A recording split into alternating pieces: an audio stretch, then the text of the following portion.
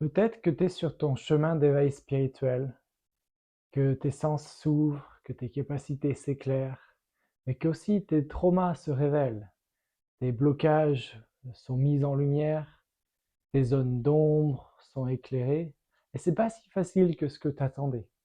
C'est pas aussi simple que ce qu'on peut trouver dans les livres, et c'est pas even aussi simple que ce qu'on pourrait imaginer. Même le problème derrière tout ça, c'est que quand on arrive sur son chemin d'éveil, très souvent on se retrouve seul. Parce qu'on commence à se rencontrer soi-même plus en profondeur, on commence à se rencontrer soi, et en se rencontrant soi, on s'aperçoit qu'il y a des personnes autour de nous qui n'ont plus leur place, et ça fait du tri de façon naturelle. La vie n'a même pas besoin d'efforts de notre part, où les gens se sentent touchés, blessés, sont susceptibles parce que on est différent, parce que on a changé, parce qu'on n'est plus les mêmes, parce on n'apprend pas autant de plaisir qu'avant de sortir, faire la fête, de boire de l'alcool, de boire des coups avec les amis. Les copines, peut-être qu'elles comprennent plus pourquoi on est aussi détaché, qu'on passe autant de temps par nous-mêmes. On est un petit peu bizarre des fois aussi à aller toujours regarder pour passer du temps dans la nature, pour voir d'autres personnes comme nous, pour juste être par soi-même et pas vouloir être trop à l'extérieur. Parce qu'on n'est pas dans un process d'exclusion sociale. En fait, on est dans un process de renaissance. On est dans un process de rencontre personnelle. Et c'est souvent très dur à l'extérieur. Donc, premier problème, on se retrouve seul. Mais c'est pas seulement c'est pas seulement ça, c'est que on se retrouve aussi seul, mais dépourvu de moyens parce qu'on ne connaît pas forcément, même malgré les lectures, malgré les recherches, malgré les vidéos, ça ne nous donne pas vraiment les outils qui nous permettent de stabiliser cette ouverture d'énergie, qui c'est peut-être cette hypersensibilité qui s'est développée, peut-être nos perceptions, nos sens qui se sont exacerbés, qui se sont ouverts d'une manière beaucoup plus importante qu'auparavant. Peut-être qu'on est aussi en challenge avec soi-même parce qu'on observe les patterns qui sont en acte. J'ai du mal à parler français parce que je bosse tout le temps en anglais. Avec des centaines de clients, je bosse à l'international. Je ne suis pas présenté d'ailleurs, je m'appelle Anthony. Tu peux m'appeler Rudra ici. Et je suis basé en Estonie, mais je voyage autour du monde en tant que thérapeute holistique, guérisseur énergétique, praticien de guérison tantrique énergétique, massage tantrique. Et je suis aussi professeur de Kundalini Kriya Yoga. C'est une méthode traditionnelle de yoga un peu particulière qui enveloppe différentes pratiques ensemble qui permettent d'utiliser les trois principales façons de faire bouger l'énergie qui sont le mouvement, qui sont la respiration et qui sont le son. Et on va en parler un petit peu plus tard dans cette vidéo. Et donc, quand on revient sur les difficultés qu'on traverse, euh, ben, on se retrouve finalement face à nous-mêmes avec plus de questions que de réponses. Et plus on cherche, et plus on en apprend, plus on a de questions sans réponse, avec personne autour de nous pour vraiment comprendre ce qui se passe. Des fois, on a des perceptions extrasensorielles, on a des rêves vraiment très forts, on a des messages qui nous sont présentés, on rentre en contact avec le monde de l'invisible, et des fois ça fait peur, des fois on se sent un peu perdu, on se sent un peu effrayé des fois.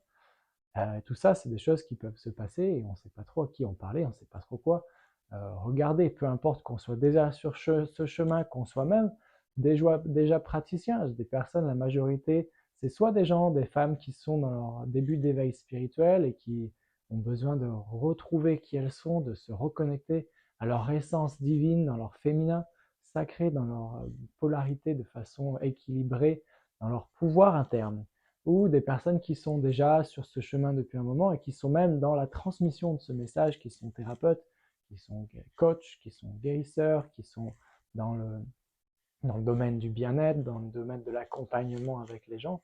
Mais on a tous besoin aussi d'être accompagnés et j'ai moi-même des personnes qui m'aident. Donc c'est très souvent finalement des gens que peut-être comme toi qui cherchent quelque chose de différent, qui ne prend pas forcément autant de temps mais en même temps qui nous demande de prendre responsabilité de nous-mêmes. Donc si tu prends responsabilité de toi-même, de ce que tu ressens, de ce qui se passe dans ta vie, peu importe où tu en es, en prenant conscience que là où tu en es aujourd'hui, c'est simplement la réflexion de ce qui s'est passé à l'intérieur, dans ton passé depuis ta naissance, dans tes vies antérieures, ce que ton karma emmène avec toi, c'est simplement l'action, les conséquences des actions, les causes à effet, qui ont des répercussions. Et bon, on fait le nettoyage de ce karma, on fait le nettoyage de nos traumas. Et souvent, c'est là où on se confond avec, avec les mauvaises pratiques, où on va juste essayer de fixer, de réparer les bobos, de soigner la surface. On essaie d'appliquer les anciennes méthodes un peu traditionnelles de la médecine, à la médecine pansement, comme je l'appelle, à une médecine holistique. Donc, on a un problème de quelque part dans notre corps, on a une douleur, on va voir un praticien et on fait un soin pour enlever cette douleur. Et cette douleur, ce qu'elle nous dit, c'est qu'il y a quelque chose derrière. Le corps, simplement la conséquence de ce qui se passe au niveau de l'âme, au niveau de l'énergie, au niveau de nos corps énergétiques. Si tu connais l'homéopathie, ça fonctionne comme ça. C'est-à-dire que tu prends quelque chose qui affecte le corps mental, qui descend dans le corps émotionnel, qui descend dans le corps éthérique, dans le corps pranique, et ensuite dans le corps physique. C'est pour ça que ça met un peu de temps à infuser, mais dans l'autre sens, c'est vrai. N'importe quelle opération, blessure, accident qui se passe au niveau physique a un impact sur notre champ énergétique. Et c'est ça, des fois, qui crée des trous qui peuvent être renforcés et réparés. Bien sûr, c'est pas final et fatal, mais aussi des choses qui se passent dans notre vie qui nous affectent émotionnellement. Les émotions sont reliées au corps émotionnel dans l'astral. Donc c'est là aussi où ça fait des dégâts, ça fait des bobos.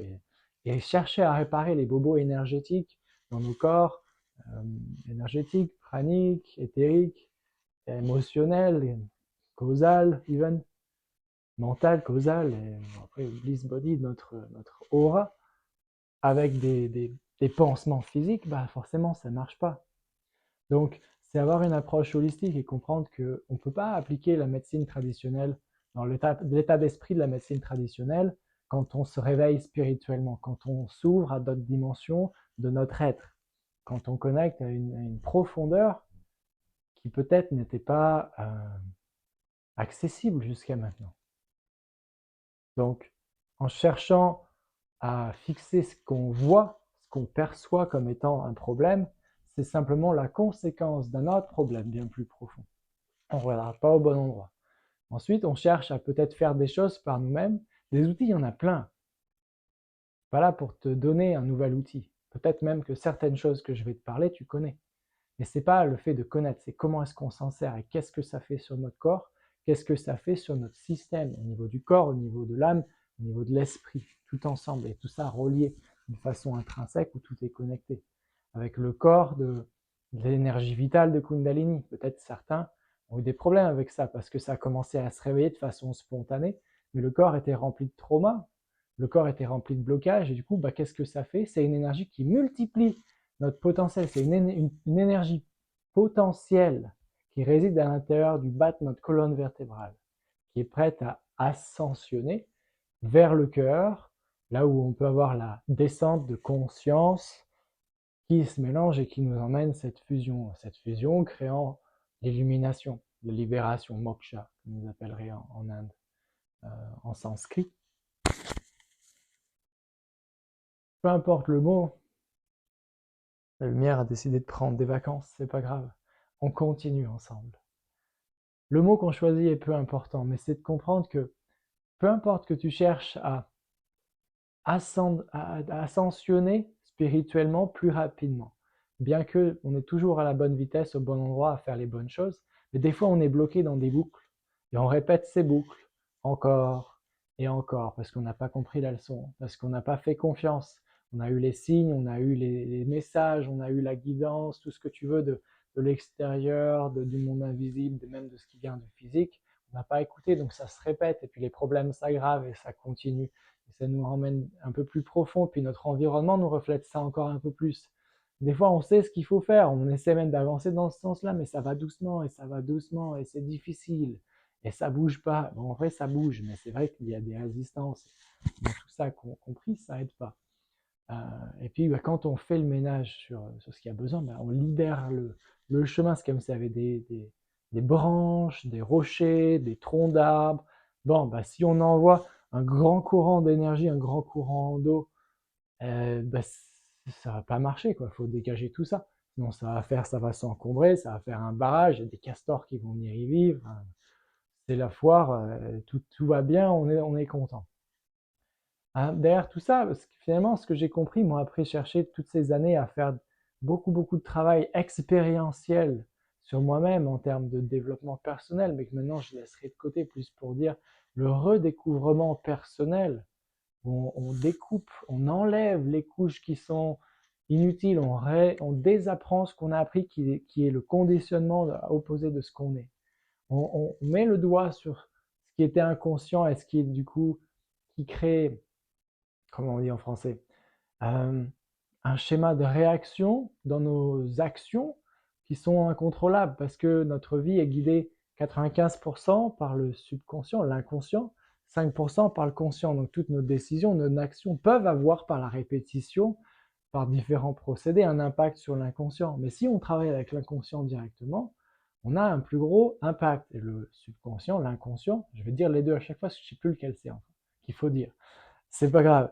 Euh, on se retrouve à bosser avec le corps, parce qu'on peut bosser d'un point de vue avec le côté plus subconscient, type hypnose, si on parle en termes de pratique, avec l'inconscient, le côté conversationnel de l'inconscient, mais on peut parler avec la mémoire cellulaire de l'inconscient. Et la mémoire cellulaire de l'inconscient, elle est dans le corps, elle est dans nos cellules, elle est dans nos gènes, dans nos codes génétiques. Et c'est là où on arrive sur la notion d'épigénétique, qui a été beaucoup parlé par Joe Dispenza, bien d'autres docteurs en neurosciences. Je ne vais pas revenir sur le sujet, il y a assez de vidéos sur ce contenu-là. Tu peux rechercher par toi-même. Épigénétique, Joe Dispenza.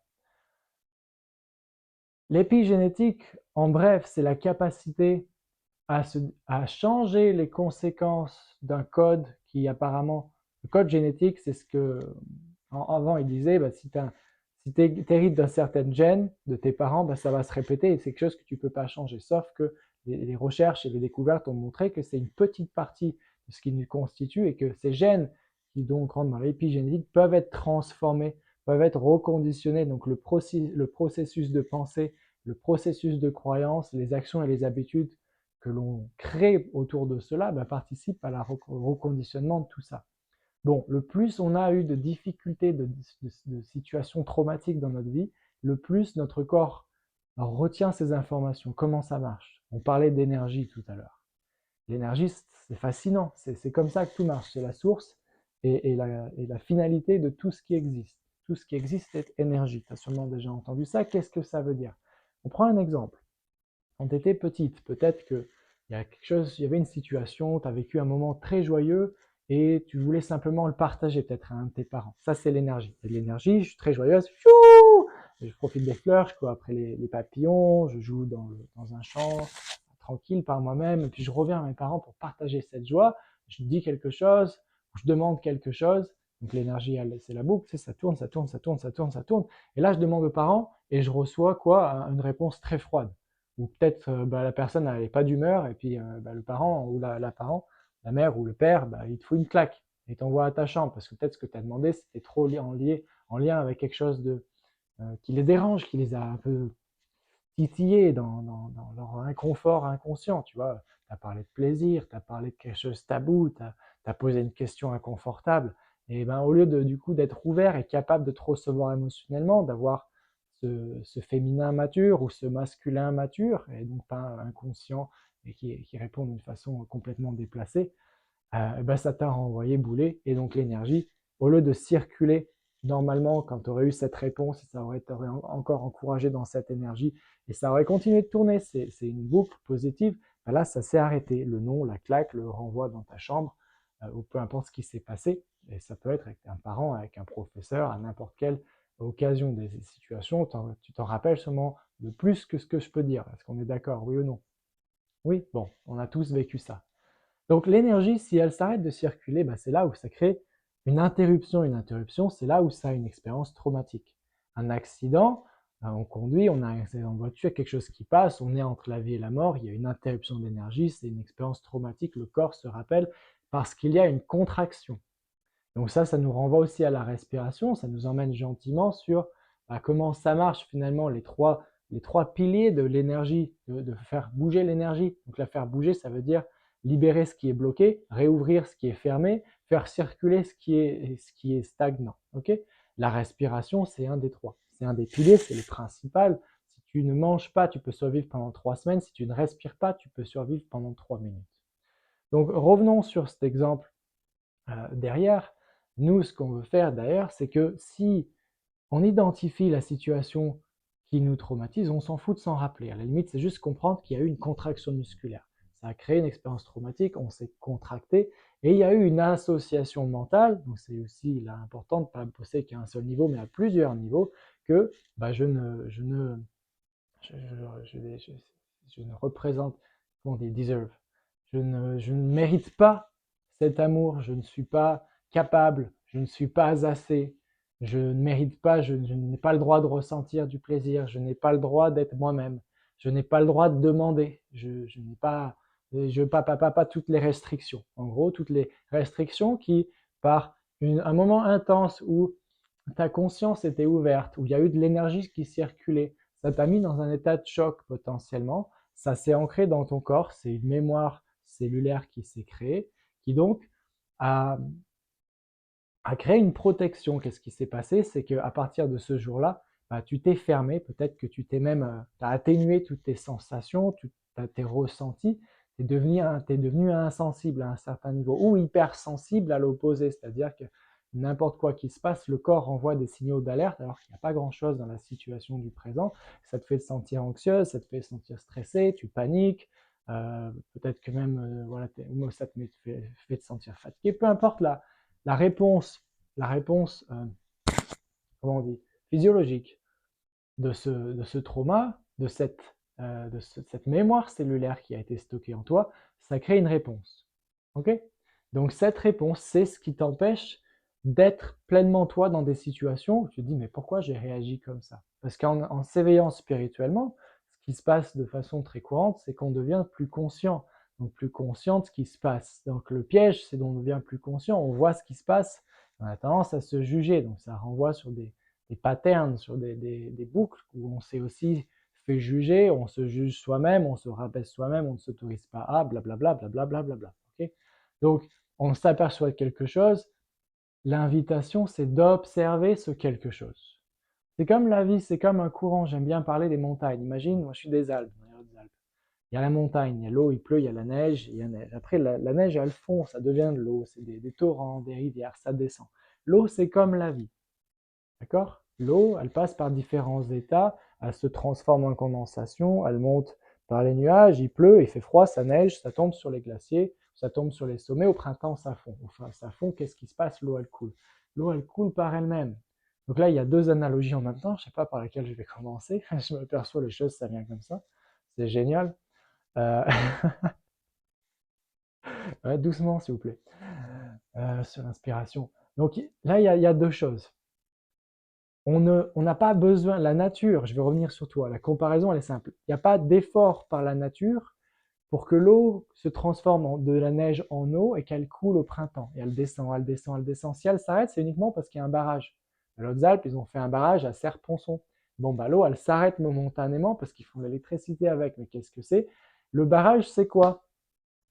C'est une action manuelle de l'humain qui interfère avec le courant naturel de la nature. C'est une parfaite analogie, merci. Il n'y aurait pas pu avoir mieux. Et c'est pareil dans notre vie. Le flot, cette eau qui coule, c'est la vie, c'est l'eau de la vie. C'est ce courant qui nous emmène, qui nous fait vivre, qui nous maintient, qui nous permet de digérer, qui nous permet d'assimiler, de penser, de créer. Ça se passe. On ne fait pas quoi que ce soit pour que la vie se passe. Nous expérimentons cette existence de vie. Oui ou non? Ouais. Donc, à partir de ça, si tu es juste comment on dit, witness, tu es l'observateur de cette expérience, À moins que tu deviennes le barrage et que tu essaies de changer la direction de cette eau qui coule, de ce flux de vie qui te traverse et qui finalement qui te maintient en vie et qui t'aide à créer, à co-créer, on devrait dire, sur ce qui est pour ton plus grand bien. Mais comment sais-tu que toi, depuis ton niveau, ce que tu veux par ton mental, en réaction à ton passé, qui est un conditionnement de ce qui te protège par rapport à ce que tu ne veux plus éviter, on évite la souffrance, on veut le plaisir, on évite la souffrance, on évite le plaisir, on évite la souffrance, qu'on associe à la douleur, donc on veut plus de douleur. On évite la douleur, sauf que le plaisir et la douleur, c'est les deux mêmes côtés d'une pièce. Bon, il y a tout qui vient en même temps, c'est bien, j'espère que tu comprends. On fait une petite pause. Ah, super. Donc on continue. Pourquoi se battre et essayer d'avoir notre propre influence à notre niveau humain quand notre âme s'exprime? La vie, c'est notre âme qui s'exprime quand on fait de la place dans ce vaisseau, quand on fait le nettoyage. Pourquoi est-ce qu'on va à travers ce processus d'éveil spirituel où on fait le ménage avec nos traumas, on fait le ménage sur notre passé, on coupe les liens avec nos blocages, etc. pour faire de la place, pour apprendre à accumuler plus d'énergie vitale, garder cette énergie vitale et diriger cette énergie vitale d'une façon inspirée pour laisser notre âme s'exprimer à travers nous. Le temps est tellement limité. Si on pense qu'on fait mieux que l'inspiration cosmique, God, Dieu, l'univers, tu l'appelles comme tu veux, quelque chose de plus grand que toi, peu importe la religion, c'est pas une religion. On parle de spiritualité ici, pas de religion. La religion enferme dans un cadre qui contrôle la spiritualité, ouvre des possibilités du soi qui nous connectent à notre essence. Je vois les deux histoires qui se rejoignent. Donc, on revient sur ça. L'erreur, c'est d'essayer de penser par nous-mêmes à tout ce qui est le mieux pour nous, à se battre pour ce que la réalité nous reflète. Tout ce qui est autour de nous, c'est le reflet de ce qui se passe à l'intérieur de nous. On est une réalité vibratoire. Tout ce qui est autour est une réponse vibratoire à notre être. La vibration, elle est simplement constituée principalement par nos émotions, qui sont le reflet de la façon dont on réagit. Il y a certaines émotions qui ne sont pas une réaction, qui n'ont pas d'opposé. C'est-à-dire, on peut avoir des émotions d'extasie, mais d'ailleurs on peut avoir des émotions complètement de se renfermer. Il y a des opposés certaines comme la joie, la gratitude, l'amour, n'ont pas d'opposé. Quand on est dans cet état d'extasie divin, juste de présence, de paix intérieure, il n'y a pas d'opposé. Mais toutes les autres émotions, hein, c'est comme une échelle, elles ont une vibration et elles attirent des personnes, des expériences, des choses qui se passent, qui sont en accord avec ça. Donc si on fait le pont, allez, petite parenthèse, on fait le pont avec des ouvertures spontanées de Kundalini. Les personnes qui ont ce symptôme qui se passe et qui peut être aussi, si c'est pas bien accompagné, vu comme des problèmes mentaux. C'est des gens des fois qui se retrouvent dans des hôpitaux psychiatriques qui sont en plein Kundalini Awakening, réveil de la Kundalini. En fait, forcément sur les mails sous médoc, ça ne va pas les aider, quoi. Ils ont besoin d'autre chose, mais bon. Malheureusement, c'est sûrement part aussi de leur karma et de tout un tas de facteurs qui se retrouvent dans un environnement, une famille. Et puis, le libre arbitre, la décision prise ou non prise, qui t'emmène à être là. Bref, revenons à nous encore. J'espère que je te perds pas, ça fait beaucoup d'informations, mais quand ça coule, ça coule. À la base, le sujet, c'était quand même assez précis, mais il y a tant de choses à dire sur ça.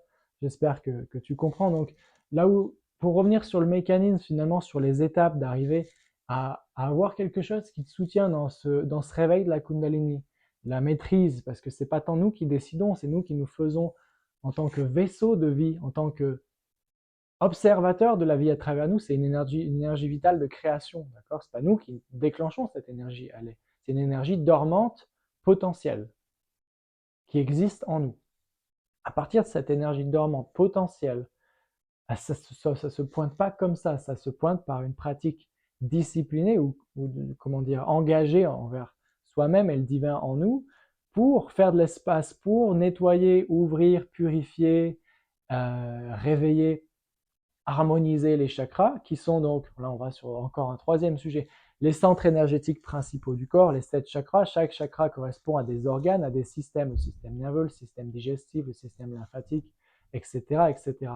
Donc Comme on a dit, ça commence d'abord par une imbalance, une dérégulation dans les corps énergétiques, dans les différents canaux d'énergie, les nadis, on dit dans l'enseignement yogique, qui sont les canaux d'énergie, qui se bloquent par là où c'est dans les articulations, qu'on bouge peut-être pas assez parce qu'on reste assis, on a des travaux, on travaille dans des bureaux, on bouge pas assez ou on bouge trop. Bon, je vais pas aller là tout de suite parce que c'est un autre sujet et ça s'empile trop d'un coup. Donc tout ça, ça nous emmène à aller faire des choses à l'encontre de notre nature, à l'encontre de ce qui se passe, ou des fois, on a juste besoin de s'arrêter, de s'asseoir et de rien faire. De donner cet espace intérieur de paix, cet espace intérieur d'observation du soi. Cet espace intérieur où c'est pas une pensée qui vient. Il y avait un swami que j'aimais beaucoup en Inde quand j'étais là-bas pour mon cursus de Kundalini Kriya Yoga, qui disait c'est le processus de s'asseoir avec juste ce qui est, dans une immobilité où toute action vient de cette non-action. Et ce silence qui parfois dérange. Combien de fois avoir un silence dans une conversation crée un espèce de blanc très euh, dérangeant. Pourquoi? Donc il disait aussi créer ce silence intérieur où les mots qui s'expriment viennent de ce silence. Mozart disait aussi, la musique n'est pas la mélodie par les notes jouées, mais par le silence entre chacune de ces notes, qui crée la mélodie. Sans silence, il n'y a pas de mélodie. Imagine, il n'y avait que des notes sans silence. Pas de mélodie. Tu peux avoir toutes les plus belles notes sur toute la gamme. S'il n'y a pas de silence, s'il n'y a pas de pause, s'il n'y a pas un certain timing, il n'y a pas de mélodie. Et c'est pareil. Eh bien, voilà, parfait. Ça nous emmène sur le deuxième sujet qui est arrivé en même temps. Les saisons, les cycles, l'eau qui coule, la vie qui s'exprime à travers nous sans forcer. On n'a rien à faire pour exister. De la même manière, quand on prend le temps et l'espace de créer ce temps de silence, d'immobilité, pour se ressentir, pour savoir ce qui se passe à l'intérieur de nous, pour être. Et quand je dis ressentir, c'est que c'est mettre le doigt sur ce qu'on a supprimé, sur ce qu'on a étouffé depuis qu'on est enfant, peut-être sur ce qu'il n'y a jamais eu la place de s'exprimer depuis des générations. C'est très commun aussi dans les générations, peut-être la tienne, où tu es la dernière de la famille, et du coup, c'est toi qui t'occupes de couper les cycles qui se répètent de tout le passé, de toutes les anciennes générations qui n'avaient pas les outils, ils n'avaient pas les outils, ils n'avaient pas l'espace pour ça. Et ça s'est juste répété, répété, répété. Maintenant, c'est le temps, ça s'arrête, c'est ta responsabilité. Que tu la prennes ou non, ça se met sur tes épaules. Si tu fais rien, ça sera tes enfants. Bon, j'imagine que tu leur souhaites le meilleur, ou si tu n'en as pas encore, quand tu en auras, tu n'as pas envie de leur passer tous tes traumas, ton bagage karmique, etc. Donc, chaque âme a son expérience à vivre et vient pour une raison particulière, je crois profondément. Mais si on a cette connaissance et qu'on prend responsabilité de nous-mêmes avant de faire des enfants, et qu'on se prépare quelque chose de sacré, où on fait de la place pour une nouvelle âme, pour venir au milieu d'une union entre deux unités, féminin et masculin, qui sont dans une place, un endroit guéri, qui ont fait leur travail, qui ne sont plus en réponse du passé, qui sont dans un choix et un engagement mutuel sur une union sacrée divin, quelque chose de plus grand qu'eux-mêmes, et qui crée cet espace pour une nouvelle âme pour venir. Mais c'est magnifique, c'est magnifique, imagine. Et si tu as déjà des enfants, ça peut toujours se faire, même sans leur euh, compréhension. Si tu fais le travail, ça a un impact sur eux. Évidemment, tu es connecté, donc si tu fais ta part du boulot, ça les aide. Ils auront sûrement leur part, mais tu as ta part et tu as ton chemin. Il n'y a pas d'âge, il n'y a pas de bon et mauvais moment. Donc prendre des pauses, c'est aussi alterner entre le faire et le non-faire, l'action et la non-action, l'immobilité et le mouvement.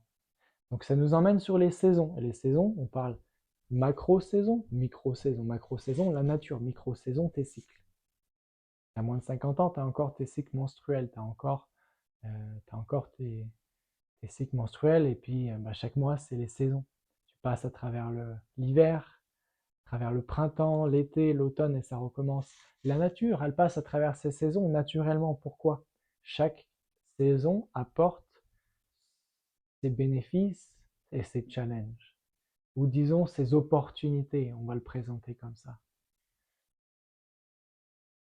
Et on n'écoute pas les saisons dans notre société parce que rien n'est fait pour ça. Tout a été fait pour étouffer ces saisons internes, pour pas s'écouter.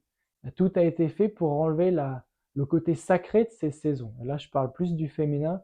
Le fait de saigner, c'est quelque chose qui, dans les tribus et dans les anciens enseignements, a été vu dans les anciennes traditions tantriques, quelque chose qui a été toujours vu comme quelque chose de sacré. Une période de purification, c'est quelque chose qui est lié à la création, qui précède aussi l'ovulation, donc la capacité de planter des nouvelles graines, proprement parlé, à différents niveaux.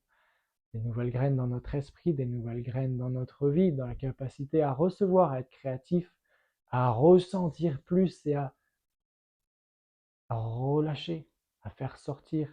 C'est très féminin. Les hommes ont aussi ça. Je ne vais pas parler de moi, pas parler de ces cycles-là, c'est un autre sujet. Mais cette compréhension des cycles et du coup, la connaissance que personne n'a, que les couples n'ont pas, comment est-ce que normalement tu devrais être soutenu pendant ces périodes, tu as un partenaire, savoir que tu as plus besoin de soutien, tu as besoin de te relaxer un petit peu plus, de ralentir les arrêts entre les mouvements, les pauses, l'hiver. Moi, quand je suis dans mes hivers, je ne vais pas parler de comment ça se passe, que sinon je pars sur le design humain, les vagues émotionnelles et tout le tralala. Si ça t'intéresse, peut-être que j'en reparlerai plus tard. À partir de cette vidéo, il y a des dizaines d'autres contenus que je pourrais faire et de cours. Mais à chaque fois que je rentre dans mon hiver, pendant 3 jours, je bosse pas.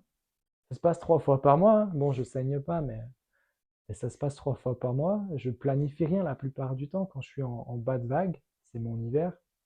Mais je me repose, je passe la journée à moitié sur le canapé, à boire des tisanes chaudes avec une couverture sur moi, à juste méditer, faire des siestes, même pas faire des siestes, juste être. Avec un petit carnet, souvent j'adore me faire des cérémonies de thé, comme des méditations, mais avec du thé, avec un petit carnet, un stylo, une bougie, un rituel, faire des cérémonies, une cérémonie de mon hiver qui m'accompagne dans cette période beaucoup plus sensible où j'ai l'impression que, voilà, d'être très vulnérable.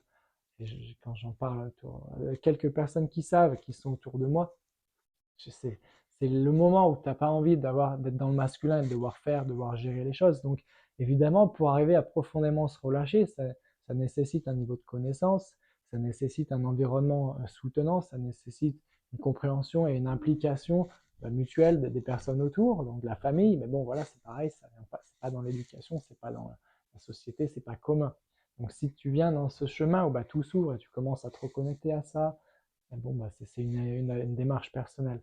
Donc chaque saison a son moment et du coup, l'hiver tu te reposes, tu fais moins, tu ralentis, après tu plantes des graines, tu reçois l'inspiration, les plants, comment faire.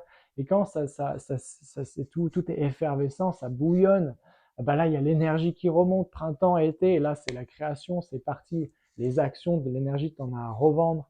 Après tu peux créer. Là moi je suis dans mon printemps-été, là c'est le meilleur moment pour moi, c'est maintenant. C'est pour ça que les choses se passent, ça s'est préparé, ça se cuisine. J'arrivais pas à faire vraiment ce que je voulais dans les derniers jours, mais j'avais les idées qui arrivaient, j'ai pris pas mal de notes. Il y a des clarifications qui s'est fait, il y a des étapes, ça s'est raffiné. Et puis le plus je prenais le temps dans mes pratiques, le plus je m'asseyais avec ce qui était, le plus je pouvais ressentir, me connecter à cette source de création. J'ai un corps masculin, mais j'ai des mémoires de vie antérieure très profondes sur.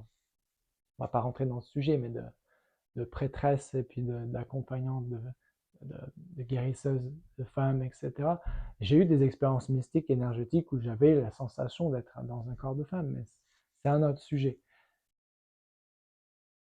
Cette capacité à se connecter à cet espace, c'est un peu le void, c'est le trou noir, c'est l'absolu quand on lui donne de l'espace. Et quand on s'écoute, mais c'est merveilleux ce qui en ressort. Bon, C'est pareil dans la vie. On a des cycles, il y a des hauts, il y a des bas, il y a les cycles de création, il y a les cycles d'opération de concret, il y a les cycles de destruction. Si on traduit God, qui veut dire Dieu en anglais, G-O-D, G ça veut dire qui génère, O qui opère, et D qui détruit. Ça marche aussi en français d'ailleurs, tiens, j'avais pas pensé avant. Et c'est associé à 3 divinités dans le sanskrit en Inde. Atma, qui est le créateur, Vishnu, qui est l'opérateur, qui est le mainteneur, celui qui prend soin, qui fait continuer les choses, et Shiva, le destructeur. C'est pas une destruction négative, c'est juste la complétion d'un cycle, et après ça recommence. Et tout ça, c'est enveloppé par la grande mère Devi, qui pourrait être associée dans le christianisme avec Marie Magdalene. Et donc qui revient à cette énergie de création, le féminin sacré, qui est par des hommes et des femmes, mais qui est plus, on va dire, important chez les femmes. On revient, c'est un long sujet, hein, je fais une bonne boucle, mais j'espère que tu comprends. Tu me suis toujours, on est toujours là ensemble, là, c'est clair, toujours réveillé. Super, j'espère que tu es toujours là. Bon, maintenant, ça fait beaucoup de choses et ça fait des outils finalement que tu peux utiliser, mais c'est très simple, ça revient à respirer profondément, être capable d'utiliser sa voix, j'ai parlé de ces 3 outils, et à utiliser le son, la vibration, tout est vibration. Et donc ces 3 choses mélangées, sous forme de pratique, ça permet de purifier, d'aligner, de te garder en condition. Ça c'est le côté pratique, où on peut avoir qui a un mélange peut-être de respiration, de différentes postures, de différentes poses, de différentes je recherche mes mots en français parce que c'est pas automatique, ça revient pas tout le temps. Un mélange de différentes pratiques qui te font circuler cet air, cet oxygène, qui te font circuler cette énergie et qui se font bouger ton corps en même temps. Différents asanas en yoga, différents mudras, des gestes comme ça, différents yantras, des outils, des mécanismes, des outils qui sont utilisés comme des logos, comme des signes, comme oui, voilà, des signes. Oh là là, le français. Ça va aller, on s'en sort.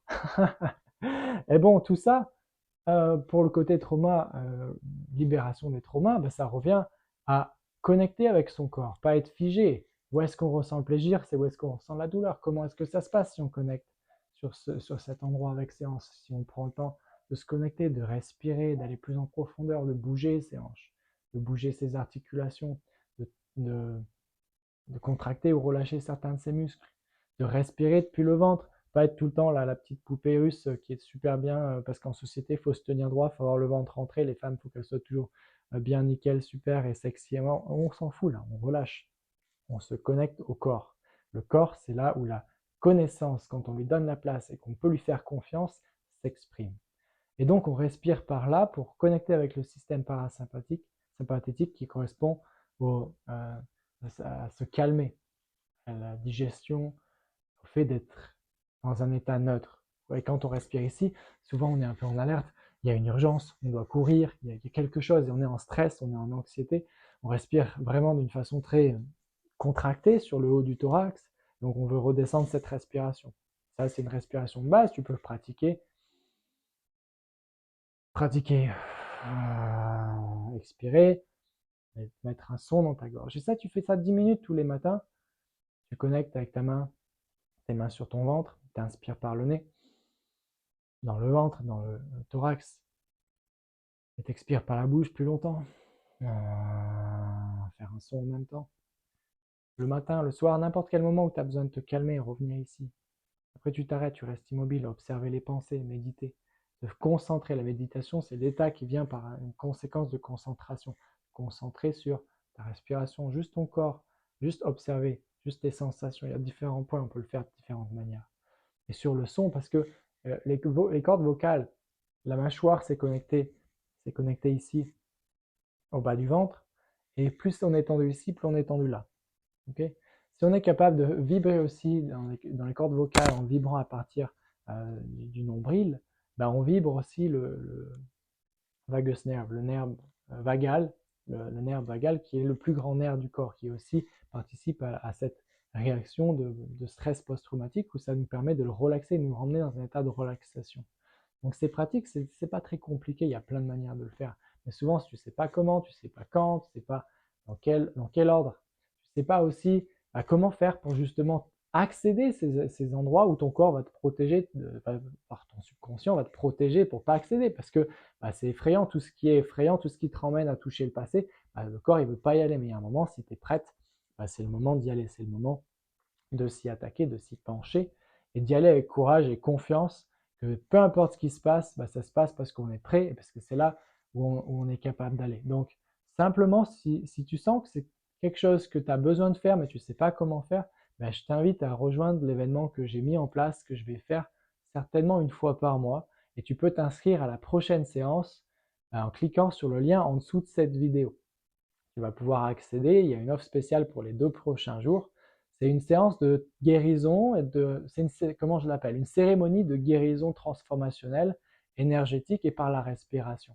Ça dure 2-3 heures, tu peux le faire depuis chez toi et vraiment ça te permet d'accéder à ça d'un point de vue somatique avec le corps, travailler sur la libération de ces mémoires du corps, de ce que le corps garde à l'intérieur. Et ça a été libératoire pour des centaines de personnes avec qui j'ai travaillé, parce que tu peux bosser avec le mental, avec un psychologue, tu peux bosser avec des affirmations, tu peux bosser avec des routines, tu peux bosser avec le soi, ça reste l'ego, ça reste des choses qui t'empêchent d'accéder à ressentir pleinement ce qui est en dessous et à accéder à enlever les couches qui ne sont pas toi pour revenir à l'essentiel, à l'essence qui est elle.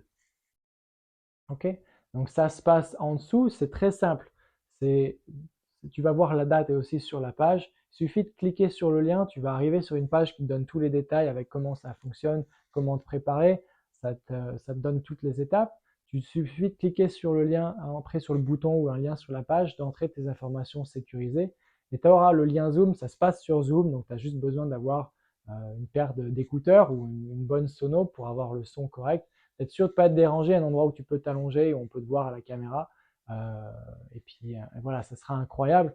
Et ça permet de revenir à soi, d'accéder à une dimension spirituelle plus profonde, de relâcher ses traumas, d'avoir des moments de clarté, des fois sur des questions, des problèmes où on n'arrivait pas à trouver une solution. Et par faire cet espace où on est juste être, ça donne cette connexion à quelque chose d'autre qui t'éclaire, à ton âme, de quelque chose d'autre, le soi supérieur, tu l'appelles comme tu veux, qui t'éclaire, qui peut te siffloter, qui peut te chuchoter pardon, à l'oreille, à propos de ci, à propos de ça, et pense à ci, pense à ça, et tu te réveilles, tu te dis, ah oui, évidemment, tiens, tu appelles cette personne, tu envoies ce message, boum, il y a des choses qui se débloquent, il y a des choses qui se passent.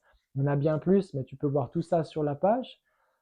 Et puis, voilà, si tu rejoins aujourd'hui, tu as un prix spécial pour les 2 prochains jours, et puis tu auras accès à ce qui est possible aussi, les pratiques de Kundalini Kriya Yoga. C'est accessible seulement si tu as fait ta première séance, parce que c'est des pratiques très puissantes qui sont nécessaires de faire avec un enseignant qualifié. J'ai été certifié, j'ai pratiqué aussi, c'est mon quotidien, c'est ce que j'inclus dans chacune de mes séances, dans toutes mes retraites. Donc tu as besoin d'un peu de supervision pour apprendre à faire ça correctement et tu auras accès, tu recevras ça certainement après avoir fait la première séance. En tout cas, je ne suis pas là pour te dire si c'est bon pour toi, si c'est pas bon pour toi. Si tu es encore là à m'écouter après tout ce temps-là, je n'ai aucune idée combien de temps ça fait un certain temps, mais c'est certainement que tu sais pourquoi tu es là et tu sais que tu as la réponse en toi et intuitivement, si c'est pour toi, tu le sais. Donc si tu sens que c'est pour toi, il y a 2 choses. La bonne nouvelle, c'est que si tu prends une décision maintenant, tu vas être enregistré pour l'événement et quand tu vas le passer, tu vas aller à travers ce processus. Ça va t'emmener exactement où tu as besoin et juste après, ça t'emmène à ta prochaine étape, c'est transformationnel.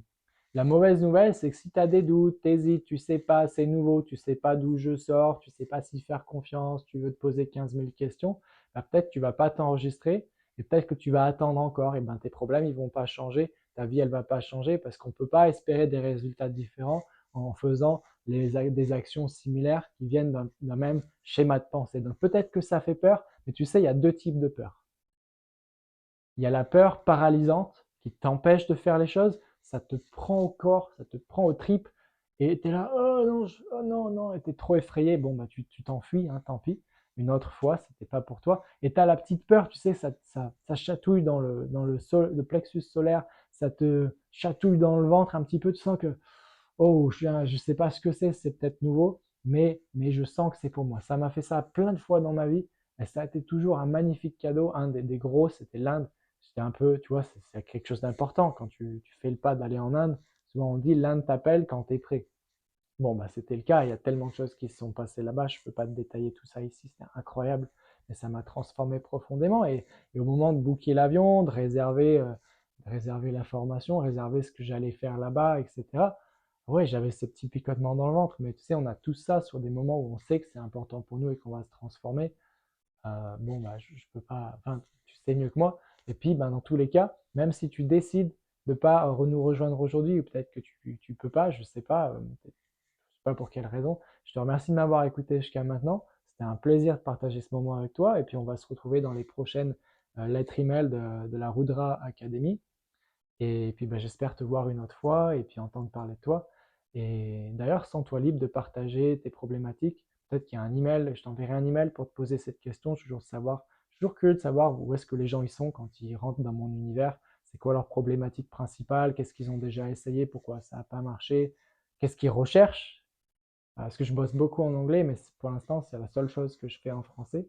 Et peut-être qu'à l'avenir, bah, je ferai d'autres, d'autres expériences, d'autres outils, d'autres formations, peut-être des retraites, des événements en présentiel qui répondent aux problématiques que l'on m'envoie. Donc, si tu veux partager, bah, réponds à l'email qui te sera envoyé, ou soit le premier que tu reçois, soit un qui sera spécialement dédié que je t'enverrai bientôt, et je serai ravi de te lire.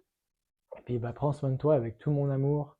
Je te souhaite plein de paix, de transformation et d'évolution pour ton plus grand bien dans ton chemin spirituel et ton ascension. Tout bien de toi et puis à très bientôt. Namasté.